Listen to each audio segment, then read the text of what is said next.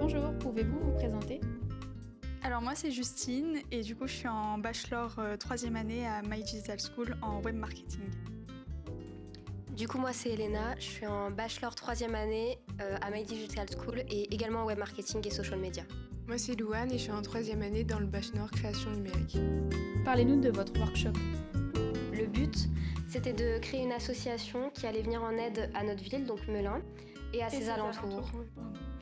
Et du coup, ce qu'on a décidé de faire, c'est une association d'aide aux devoirs pour les enfants, pour que ce soit gratuit et accessible à tous. Et du coup ce serait pour des enfants du CP au CM2. On sait que ça existe déjà dans les écoles, mais c'est payant et les horaires sont pas flexibles.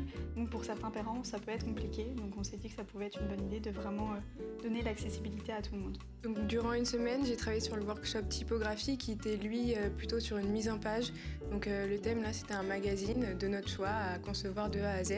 Et donc c'était pour travailler les règles de base de la typographie, de la mise en page, notamment aussi avec l'incorporation d'images, etc. Et c'est un peu tout. Qu'est-ce que vous avez préféré dans ce workshop? Moi, ce que j'ai bien aimé, ça vient de la part du prof, mais tous les jours, il nous donnait une liste de choses à faire, ce qui fait que ça nous aidait en fait à nous organiser dans notre workshop. Et aussi le fait qu'on doit choisir une association, mais que le thème est vraiment complètement... on peut choisir notre thème, quoi. Et du coup, ça donne vraiment une place à la créativité, et même si on a une certaine ligne directive. Ça se rejoint un peu du coup avec Justine. Ce que j'ai vraiment aimé, c'est que c'était très ouvert. Donc ça permet aussi de travailler sur du coup notre créativité, à trouver des solutions pour ce qui nous entoure. Et du coup, c'est vraiment quelque chose qui pourrait aider notre ville et là où on est. Donc je trouve ça vraiment intéressant de faire avec des choses qu'on connaît.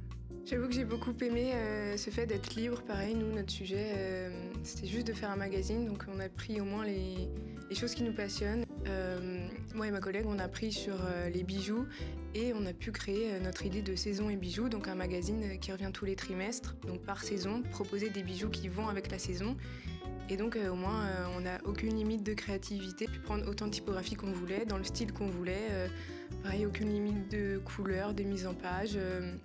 Il y avait un nombre de pages minimum à faire tout de même, et une première et une quatrième de couverture.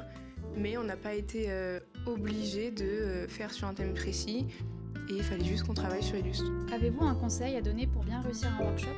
Bien s'organiser, parce que c'est un travail de groupe, et surtout en 3e année, on connaissait pas forcément tout le monde dans notre classe, donc il fallait vraiment qu'on prenne un outil comme Teams pour communiquer sur nos projets, pour que tout le monde sache vraiment ce qu'on devait faire, etc. Moi, comme conseil, du coup, je donnerais vraiment s'organiser, c'est vraiment hyper important, mais aussi garder votre créativité et essayer de vous imposer. Si vous êtes sûr qu'une idée elle est bonne, partagez-la, faut pas être timide, faut pas avoir peur de déranger. Vraiment, si votre idée elle est bonne, donnez-la parce que ça peut faire un gros changement dans votre groupe et ça peut faire la différence. Je vais les rejoindre, s'organiser c'est très important et surtout la communication. Nous c'était un petit peu complexe dans le sens où on ne pouvait pas travailler à deux sur le logiciel InDesign.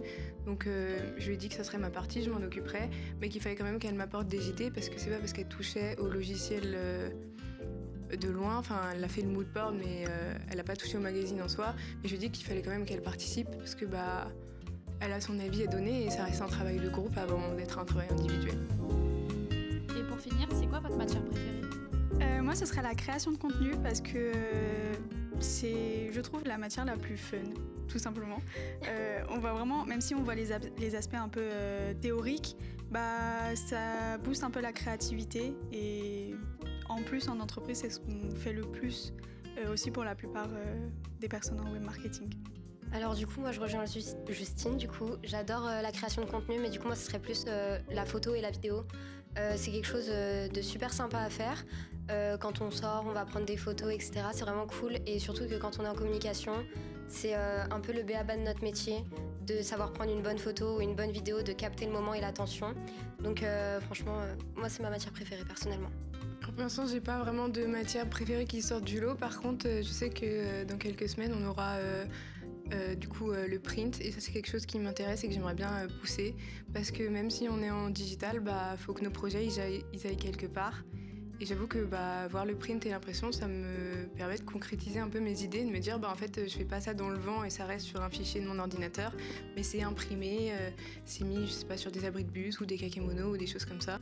Donc j'avoue on l'a pas encore vu, mais c'est une matière qui me plaît. Je suis désolée, je sais pas c'est quoi un kakémono. Kakémono c'est ça. Ah ça me fait mourir de rire le mot kakémono.